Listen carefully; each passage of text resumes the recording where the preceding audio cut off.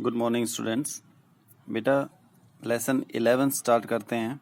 Transportation in animals and plants. इसकी PDF आपको पहले भेजी गई थी ताकि आप उन पेजेस को अच्छे से रीड करें। अब मैं आपको इन चीज़ों को एक एक करके एक्सप्लेन करता हूँ, ठीक है? तो आप ध्यान से सुनेंगे इसको। देखिए, transportation in animal and plants, इसका मतलब ये हुआ कि एनिमल और प्लांट्स के अंदर चीज़ें जो यूज़फुल चीज़ें हैं, ठीक है, यूज़फुल सब्सटेंसेस जो हैं वो एक स्थान से दूसरे स्थान तक कैसे जाती हैं। तो क्योंकि ये एनिमल बॉडी लगा लो, ह्यूमन बॉडी लगा लो या प्लांट्स हैं, ठीक है, ये बड़े जो शरीर वाले होते हैं, मतलब जिनकी बॉडी बड़ी होती है, उनके शरीर के अंदर एक वेल डिफाइंड ट्रांसपोर्ट सिस्टम काम करता है, ठीक है, जिसको हम बोलते हैं सर्कुलेटरी सिस्टम। जैसे ह्यूमंस के अंदर हम पढ़ेंगे सबसे पहले कि circulatory system in humans. Circulatory system का रोल मेनली क्या हो गया कि सर्कुलेट करना, चीजों को सर्कुलेट करना। तो सर्कुलेट सिस्टम जो है हमारे अंदर, ठीक है, उसके मेन 3 पार्ट हैं। क्या क्या? ब्लड, ब्लड वेसल और हार्ट। ये 3 जो पार्ट हो गए, ठीक है, ये मिलकर सर्कुलेटरी सिस्टम को बना रहे हैं, ठीक है। अब हम इन्हीं को 1 बाय 1 अच्छे से पढ़ेंगे। देखिए, सबसे पहले पढ़ते हैं ब्लड क्या है। ब्लड एक लिक्विड कनेक्टिव टिश्यू होता है। ये हमारे शरीर के अंदर लगातार फ्लो करता है। और किसकी वजह से फ्लो कर रहा है? हार्ट की वजह से। हार्ट ब्लड को पंप करता है, इसकी वजह से ब्लड जो वो आगे पहुंचता है। ब्लड मेनली क्या है? ब्लड एक एक्वस सॉल्यूशन है जिसके अंदर इलेक्ट्रोलाइट्स, ऑर्गेनिक मॉलिक्यूल, ये सभी मौजूद होते हैं। तो ये सभी पार्ट्स ऑफ ब्लड हो गए। जैसे रेड ब्लड सेल, आरबीसी जिसको बोलते हैं, ठीक है, ये आरबीसी जो है, इसके अंदर हीमोग्लोबिन होता है जो कि ऑक्सीजन को कैच करता है और हर जगह तक ऑक्सीजन पहुंचा के आता है। वाइट ब्लड सेल्स जो है वो सोल्जर ऑफ द बॉडी कहलाते हैं क्योंकि ये हमारी इम्यूनिटी को बढ़ाते हैं। और वाइट ब्लड सेल्स क्या करते हैं? जो बाहर से हमारे शरीर पर जर्म्स का अटैक होता है उनको मारने का काम करते हैं। थर्ड है ब्लड प्लेटलेट्स। प्लेटलेट्स मेनली क्या करती है? क्लोटिंग ऑफ ब्लड का काम करती है। कहीं चोट लग जाती है, ठीक है, तो उसमें खून हमारे ज़्यादा ना बहे शरीर से, तो इसलिए ब्लड के अंदर जो ब्लड प्लेटलेट्स होती हैं वो वहाँ पर क्लोट होने लग जाती है, जिससे कि खून बंद हो जाता है अपने आप। इसी तरह से ब्लड प्लाज्मा। प्लाज्मा मेनली क्या है? Solution part of the blood है, ठीक है। और एक होता है ब्लड सीरम। ब्लड सीरम क्या है? देखिए, ब्लड के अंदर एक फाइब्रोनोजिन नाम का एक प्रोटीन होता है। जब इसको निकाल लेते हैं तो हमें ब्लड सीरम प्राप्त होता है, ठीक है।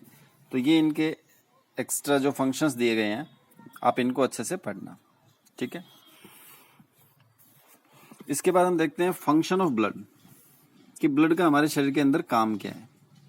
तो ब्लड मेनली क्या है? एक तो मेटाबॉलिक कम्युनिकेशन का काम करता है, मतलब एक ऑर्गन से दूसरे ऑर्गन तक चीजों को पहुंचाना, ठीक है। इसी तरह से न्यूट्रिएंट्स का स्मॉल इंटेस्टाइन से लेकर लीवर तक या अदर ऑर्गन तक न्यूट्रिएंट्स को पहुंचाना, ठीक है। वेस्ट प्रोडक्ट को किडनी के पास पहुंचाना एक्सक्रीशन के लिए, ठीक है। और इसी तरह से blood transport oxygen from lungs to the tissue and carbon dioxide generated during the respiratory metabolism to lung for excretion. ये क्या करती है कि ऑक्सीजन लंग से ऑक्सीजन को लेती है, ठीक है। ब्लड जो है लंग से ऑक्सीजन लेता है, ऑक्सीजन को हर हिस्से तक पहुंचाता है शरीर के, और वहां से कार्बन डाइऑक्साइड को लेता हुआ वापस लंग्स के पास आता है, और उसको कार्बन डाइऑक्साइड को हम बाहर छोड़ देते हैं सांस के द्वारा। तो उसमें ब्लड का ही रोल है। इसके बाद दिया गया role of blood in oxygen transport.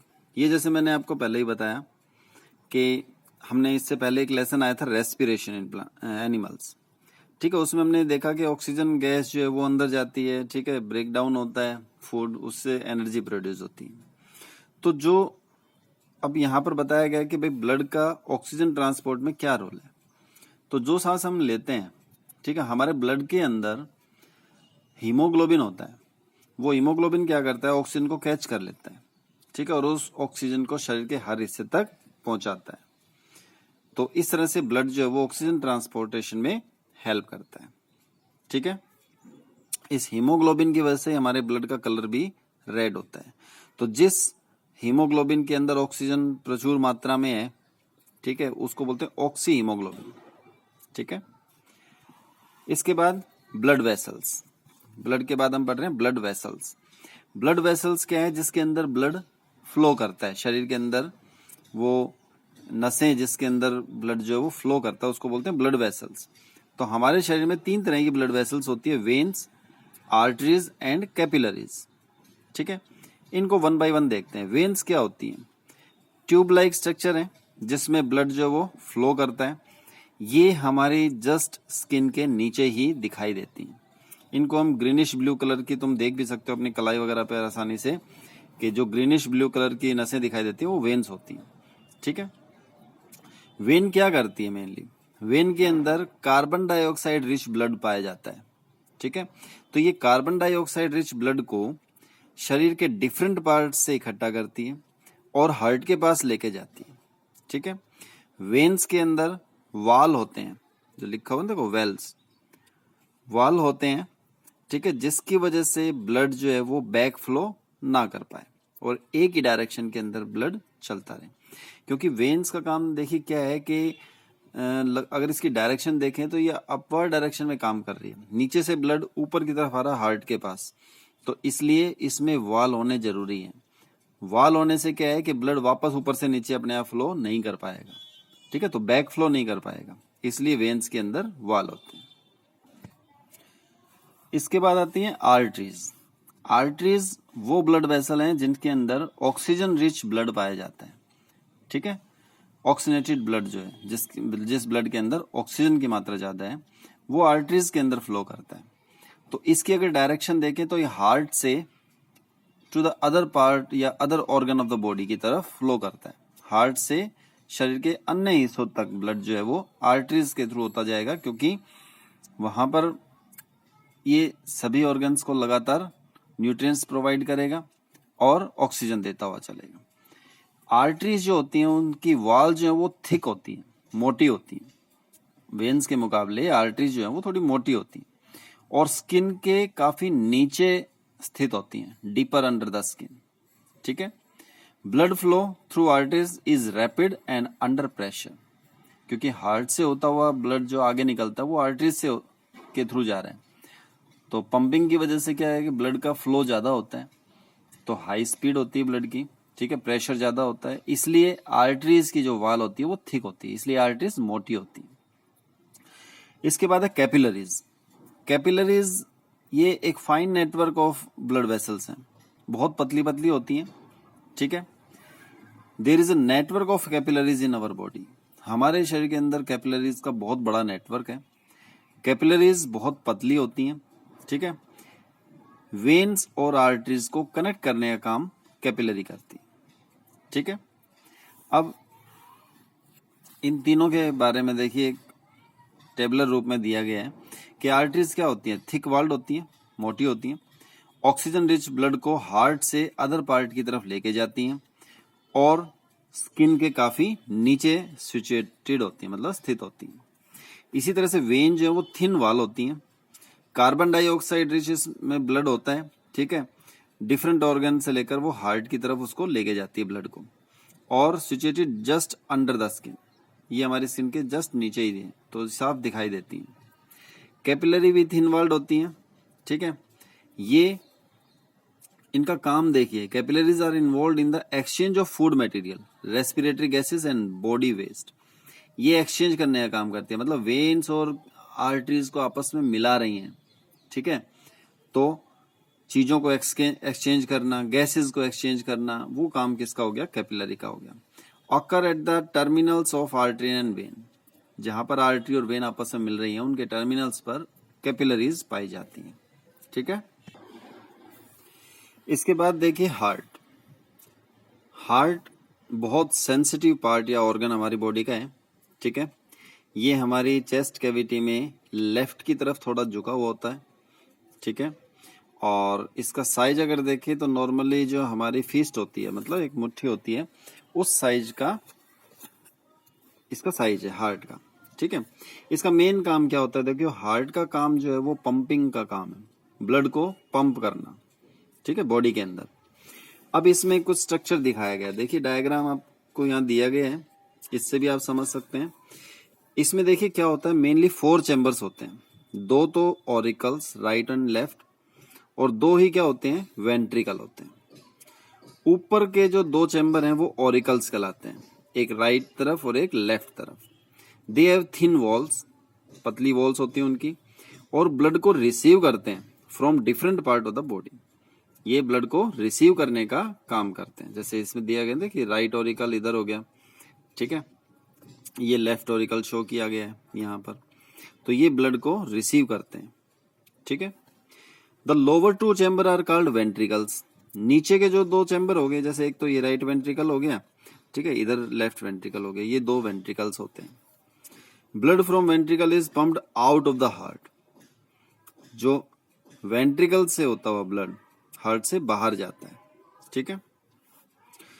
A muscular wall separate the left side of the heart from its right side. देखिए इसमें लेफ्ट और राइट इन दोनों के बीच में एक मस्कुलर वॉल है, ठीक है, जो लेफ्ट साइड के ब्लड को राइट साइड के ब्लड से अलग रखती है, क्योंकि एक तरफ तो प्योर ब्लड होता है ऑक्सीजन वाला, और एक तरफ होता है इम्प्योर जिसमें कार्बन डाइऑक्साइड होती है। तो अगर वो दोनों आपस में मिक्सअप हो जाएंगे तो इम्प्योर ब्लड घूमता रहेगा, इसलिए जो बीचों बीच उसको सेपरेट कर रही है लेफ्ट और राइट, ये मस्कुलर वॉल होती है, इसको बोलते हैं सेप्टम, ठीक है। इसमें दिया हुआ नहीं है तो आप इसको ध्यान से सुनना, सेप्टम बोलते हैं इसको, ठीक है, ताकि दोनों तरफ का ब्लड जो वो एक दूसरे से अलग रहे। अब देखिए blood flows from the auricle to ventricle through the walls, auricle से वेंट्रिकल में जो ब्लड जाता है वो वॉल के थ्रू जाता है, ठीक है। The wall between right auricle and right ventricle, right auricle और राइट वेंट्रिकल के बीच में जो वॉल होते हैं उसको बोलते हैं ट्राइकस्पिड वॉल, ठीक है। और लेफ्ट ऑरिकल और लेफ्ट वेंट्रिकल के बीच में जो वॉल होते हैं उसको बोलते हैं बाइकस्पिड वॉल, ठीक है। तो ये स्ट्रक्चर थी।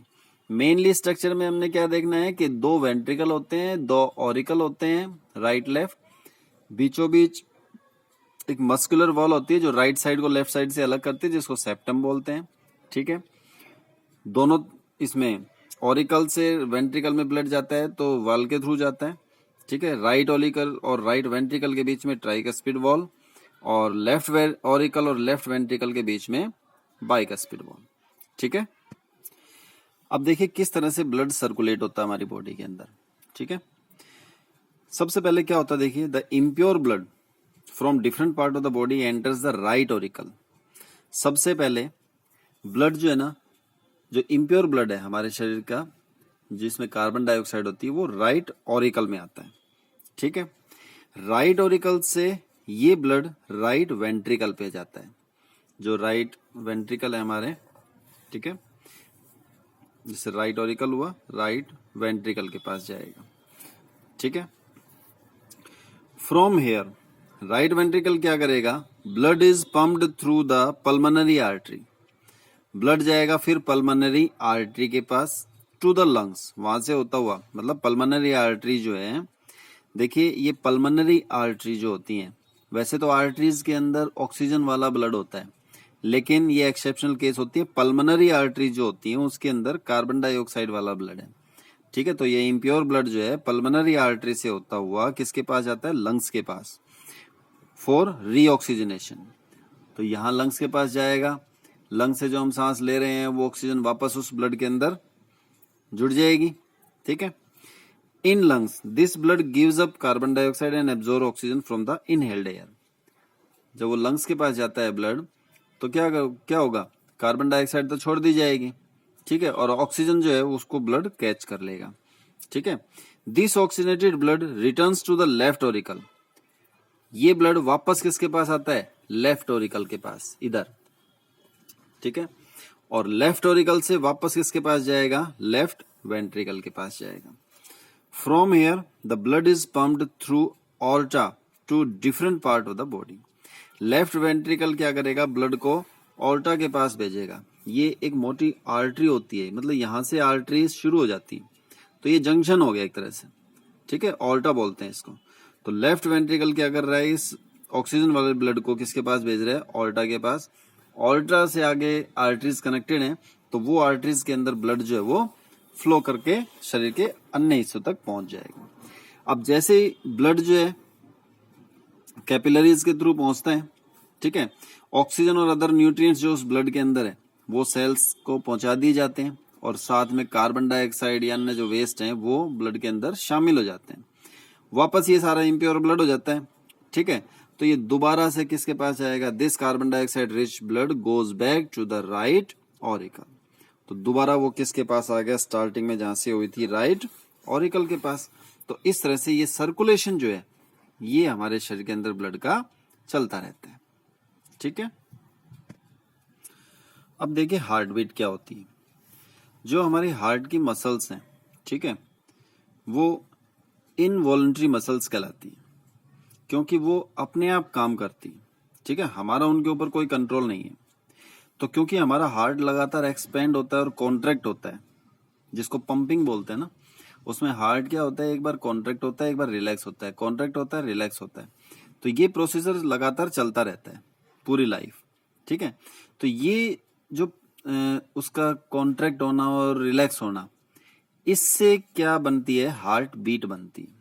ये एक बीट के रूप में हमें सुनाई देती है, कॉन्ट्रैक्शन और रिलैक्सेशन, उसको बोलते थे हम हार्ट बीट, ठीक है। तो हार्ट बीट जो है वो सर्कुलेशन ऑफ ब्लड से ही रिलेटेड हुई, इसलिए अगर हम जैसे हार्ट के ऊपर कान लगाते हैं तो हम इस साउंड को सुन भी सकते हैं, ठीक है, इन्हीं को हार्ट बीट बोला जाता है। हार्ट बीट को सुनने के लिए वैसे डॉक्टर यूज करते हैं स्टेथोस्कोप, ठीक है। Stethoscope is a device which is used to hear the heart beats, ठीक है। डॉक्टर जो है वो ये देखते हैं कि हार्ट जो है वो कितना बीट कर रहा है एक मिनट में, क्योंकि देखिए नॉर्मल जो होता है वो 70 से 72 पर मिनट ये हार्ट बीट होती है हमारी, एक नॉर्मल हेल्दी पर्सन की, अडल्ट की, ठीक है। हालांकि ये अलग अलग कंडीशन के ऊपर भी डिपेंड करती है, अगर हम दौड़ रहे हैं, भाग मतलब कोई हैवी एक्सरसाइज कर रहे हैं तो हार्ट बीट बढ़ भी जाती है, ठीक है। तो नॉर्मली 70 से 72 पर मिनट होती है हार्ट बीट। तो doctor number of heart beat को काउंट करके ही पता लगाते हैं कि भाई हार्ट से रिलेटेड कोई समस्या है या नहीं। इसके बाद है पल्स एंड पल्स रेट। देखिए हार्ट जितनी बार ब्लड को पंप करेगा, ब्लड जो है आर्टरीज के अंदर जाएगा, ठीक है, और तेजी से फ्लो करता है, जिसकी वजह से एक ट्विचिंग मूवमेंट या थ्रोबिंग साउंड जिसको बोलते हैं वो प्रोड्यूस होती है, जिसको बोलते हैं pulse. Each heart beat causes a pulse in the artery. Heart beat और पल्स एक दूसरे से डायरेक्टली कांटेक्ट में, मतलब जुड़े हुए। हर हार्ट बीट, एक हार्ट बीट अगर बात करें, एक बार कॉन्ट्रैक्ट होना और एक बार रिलैक्स होना, इससे एक पल्स प्रोड्यूस होती है, ठीक है। तो हम जैसे इसको देख भी सकते हैं हमारी कलाई वगैरह पे या गर्दन पे, ठीक है, यहां पर हम देख सकते हैं इस पल्स को। नंबर ऑफ पल्स पर मिनट, एक मिनट में कितनी पल्स हैं वो पल्स रेट कहला देगी, ठीक है। तो नॉर्मल जो रेस्टिंग पर्सन है उसका नॉर्मल बताया गया है 72 से 80 पल्स पर मिनट होती है, ठीक है। तो ये जैसे बताया गया दौड़ने से या फिजिकल एक्सरसाइज वगैरह करने से पल्स रेट भी हमारी चेंज हो जाती है। जैसे हम दौड़ रहे हैं तो हमारी पल्स रेट ज्यादा आएगी, ठीक है। अब इसमें किस तरह से स्टेथोस्कोप बना सकते हैं, देखिए उसको एक्टिविटी में दिया गया है। हम एक फनल लेते हैं, फनल से एक मान लो प्लास्टिक का पाइप लिया, ठीक है, या रबड़ का कोई पाइप हो सकता है वो लिया, उसको फिर दो तरह से ये इस तरह से और इस तरह से उसको जोड़ा जाएगा, ठीक है। ये एक नॉर्मल मॉडल बन गया स्टेथोस्कोप का। इसके ऊपर तुम एक बारीक जो इसको बोलते हैं ना कि रबड़ शीट, ठीक है, बैलून वाली, पतले बैलून वाली, वो इसके ऊपर लगा सकते हो। और इस पोर्शन को तुम हार्ट के ऊपर रखो, इस पोर्शन से तुम्हें साउंड सुनाई देगा। या इतना भी नहीं करेंगे तो भी क्या करेंगे, देखिए फनल लिया, फनल के साथ एक छोटा सा पाइप लिया और उसके अंदर एक रबड़ की ट्यूब डाल ली, ठीक है। इस पोर्शन के ऊपर एक बैलून की शीट लगा दी। इस पोर्शन को जब हम हार्ट के ऊपर रखेंगे और नीचे जो मैंने बताया ना ट्यूब जो है उसको कान के पास लेके आएंगे तो हमें हार्ट बीट सुनाई देती है, ठीक है। अब इसमें to measure the heart beat and pulse rate, किस तरह से हार्ट बीट को हम चेक कर सकते हैं। देखिए हम स्टेथोस्कोप की सहायता से अपने हार्ट बीट को चेक कर सकते हैं। ये बताया गया है कि अलग अलग कंडीशन में तुम अलग अलग तरह से देख सकते हो, ठीक है। तो हम 1 मिनट में कितनी हमारी हार्ट बीट काउंट हो रही है उसको काउंट कर सकते हैं, ठीक है। इसी तरह से पल्स रेट जो है वो नोट की जाती है। तो आज आप यहीं तक इस वीडियो को अच्छे से देखेंगे, समझेंगे। फिर भी अगर कुछ नहीं समझ में आता है तो आप मुझसे पूछ सकते हैं। Okay, good luck.